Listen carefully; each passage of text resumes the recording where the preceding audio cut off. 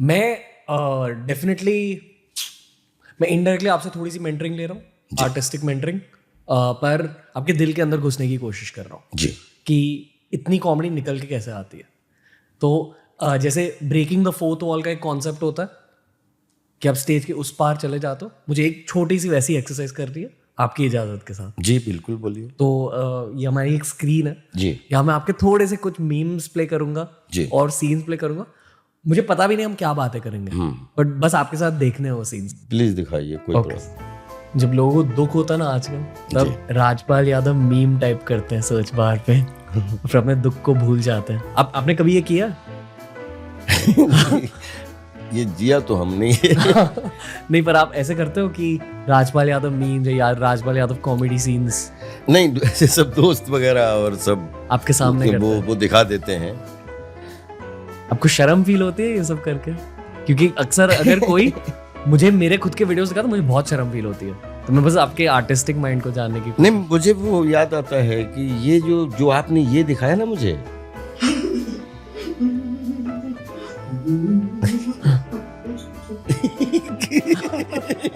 अगर आप देखो कि पहले तो शॉक और फिर कि अच्छा हुआ कि मतलब ये तो बोल रहा है, नहीं ये बोल क्यों रहा है, ये तो गूंगा था ना, और फिर इसने मुझे मूर्ख बनाया और फिर उसके बाद मैं हंसूं कि रोऊं।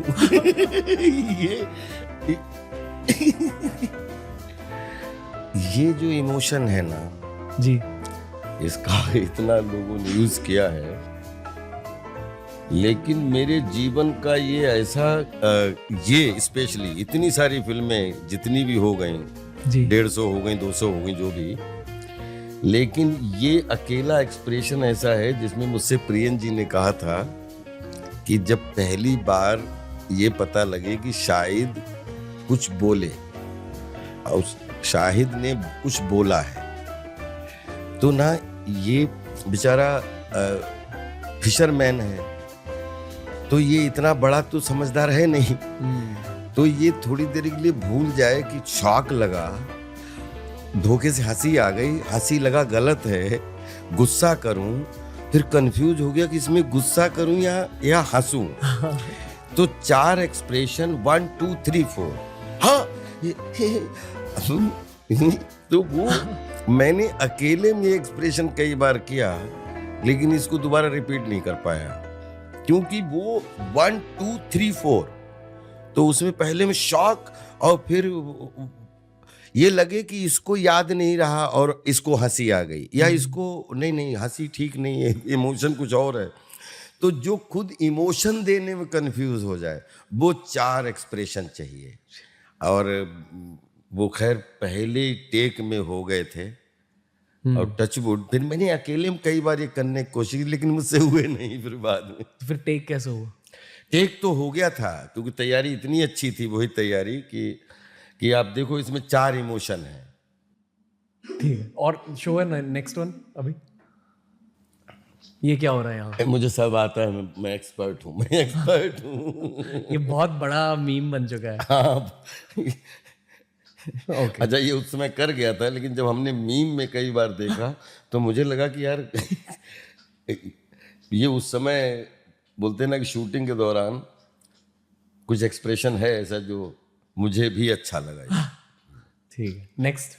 मुझे सब आता है, मैं एक्सपर्ट हूँ, मैं इसे सब सिखा दूंगा। आपके दिमाग में क्या चल रहा था सर ये बॉडी लैंग्वेज जनरेट करने के लिए? हाँ, की लड़की अगर पहलवान है तो ये उठा के पटकेगी भी तो कोई समस्या नहीं है। बस मतलब कीप स्क्रॉलिंग डाउन।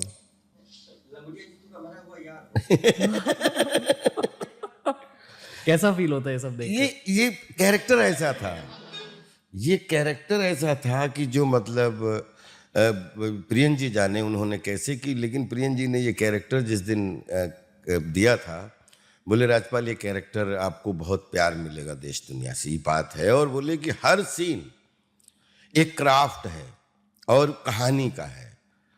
तो आई थिंक वो धीरे से जो प्रियन जी ने कैरी करवाया। वो आपके लिए कैरेक्टर्स लिखते थे?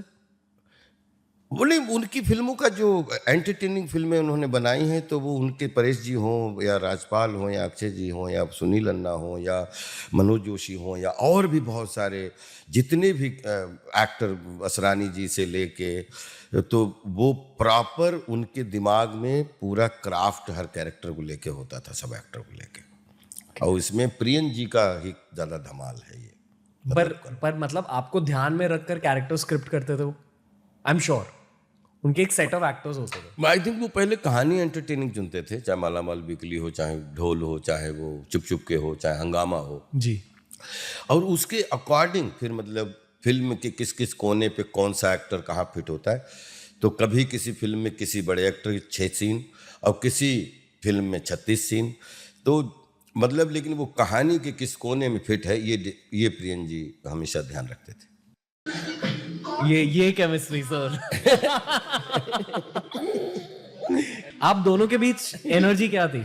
ये हमारा एक्चुअली इस तरीके का ही रिश्ता है, मतलब एक दूसरे को, क्योंकि बहुत प्यारी रिलेशनशिप है इस तरीके, क्योंकि कुछ एक दूसरे से एफर्टलेस जो भी सीन जीते हैं जी। और जितने जिए, तो हमेशा एफर्टलेस, कोई बीच में ये भूल जाते हैं 2 एक्टर काम कर रहे हैं, हमेशा लगा कि 2 दोस्त या 2 मतलब कला के स्टूडेंट्स और कुछ अच्छा करने की कोशिश कर रहे हैं। तो वो कई सारी फिल्मों में अलग अलग वो केमिस्ट्री निकल के भी आई है हमारी। उन्हें कभी दुखी देखा आपने?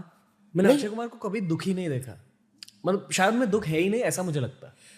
नहीं, गंभीर रहते हैं, गंभीर तो देखा, और हंसी मजाक भी करते हुए देखा, लेकिन मुझे लगता है कि एक्टर दुखी लगने से दुख निकलना नहीं है, और हंसने से जो है वो फायदा ही फायदा है। तो मैंने दुखी तो नहीं देखा, क्योंकि मैं खुद दुखी दिखाने की कोशिश से बचता हूँ, और सेट पे क्या दुख, जो कर्म है उसको बेहतरीन तरीके से जिए हंसते खेलते हुए, वो ज्यादा इम्पोर्टेंट है।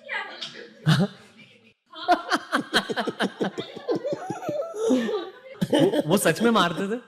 नहीं, मारते नहीं थे। सेफेस्ट, मतलब आज तक जितनी मैंने एक्शन की है, मतलब ही इज द सेफेस्ट गाय। मतलब कभी भी एक अक्षय भाई, सुनील भाई, ये सब लोग जिन लोगों से काम किया, तो हमेशा एक्शन में कभी मतलब हमेशा चोट से हमेशा बचे, और हमेशा ज़्यादातर सब कॉमिक एक्शन ही फिल्में की हैं ज़्यादातर, देखा सबके क्लाइमेक्स, सब कहीं कोई लटका है, कहीं कोई, लेकिन टचवुड। मेरी आपकी favourite performance for me is वक्त। हाँ, अरे वो एक अलग, कम लोग बात करते हैं जी जी। और ये पता है मेरी फेवरेट परफॉर्मेंस क्यों है? क्योंकि ये शायद मेरी लास्ट फिल्म थी जो मैंने मेरे दादाजी के साथ थिएटर में देखी। हाँ, अरे तो उन्हें ये वाली सीन बहुत अच्छी लगी। हाँ, मतलब जब ये टीवी पे भी चलती थी, we used to wait for your appearance. ये नट्टू भाई है।